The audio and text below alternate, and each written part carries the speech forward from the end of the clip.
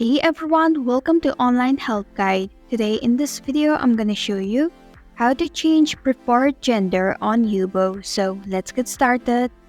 Begin by launching your Yubo application.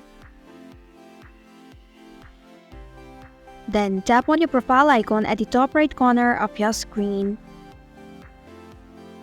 Tap on the gear icon.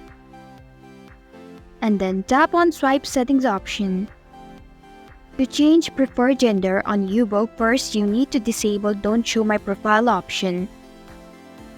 Now tap on Preferred Gender option. And then select the gender that you prefer.